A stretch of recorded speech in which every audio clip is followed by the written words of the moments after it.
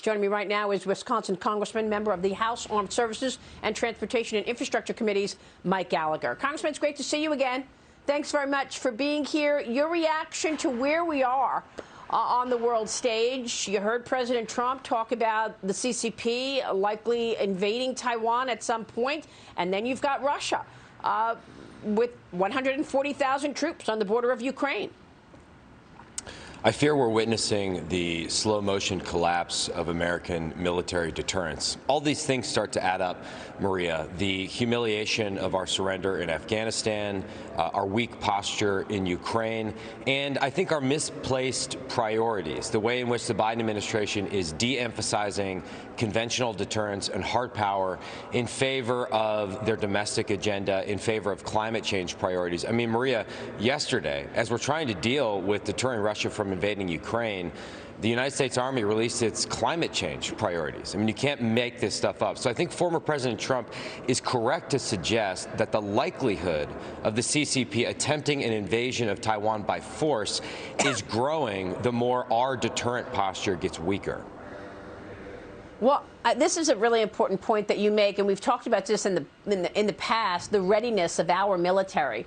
I mean, you have talked about the defense spending and the plans that President Biden has put in place. What has that done to our military readiness? Not just climate change. They're also talking about diversity. I haven't heard enough conversation about our adversaries and needing to raise defense spending in order to battle what we are up against. Can you give us a sense of the military readiness today?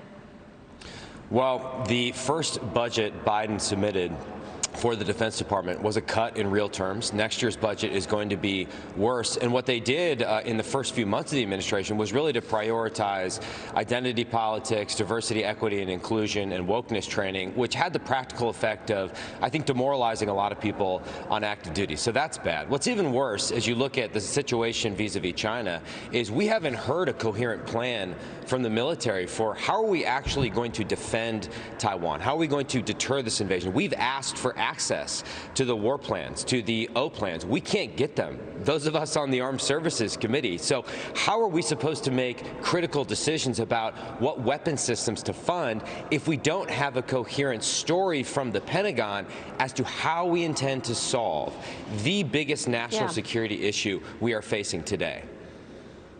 This is very distressing. You have also been investigating the cover-up of COVID-19.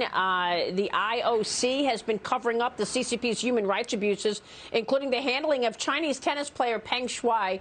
You've introduced a bill that would sanction the International Olympic Committee over its complicity in the abuses against Peng. Tell us about that and where you are in an investigation into Anthony Fauci and the cover-up of COVID-19.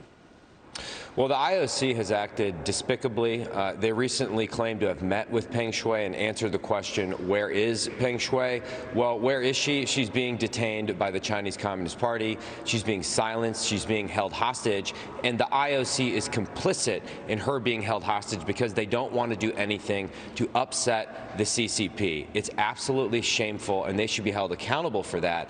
Add on to that the fact that our athletes are at risk right now. If one of our athletes has the courage to speak up or criticize the CCP for their human rights abuses while in Beijing, I fear they could be detained, and we absolutely cannot stand for that. We should not have held this Olympics in Beijing in the first place, but now we need to do everything possible to protect our athletes, as well as call out the hypocrisy of the IOC and the way in which it's covering for the CCP, which, to your second question, seems to have gotten away with covering up a global pandemic. We still don't have answers to basic questions about what happened at the Wuhan Institute of Virology and how U.S. taxpayer dollars funded dangerous gain-of-function research at the Wuhan Institute of Virology.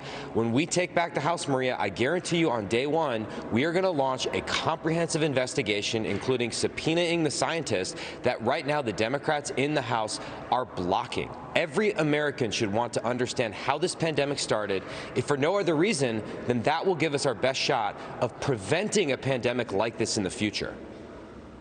It's unbelievable. And the media right there with them, covering up the COVID-19 origins, which we know came from a Wuhan lab. Congressman, we'll be watching all of your investigations. Thank you, sir.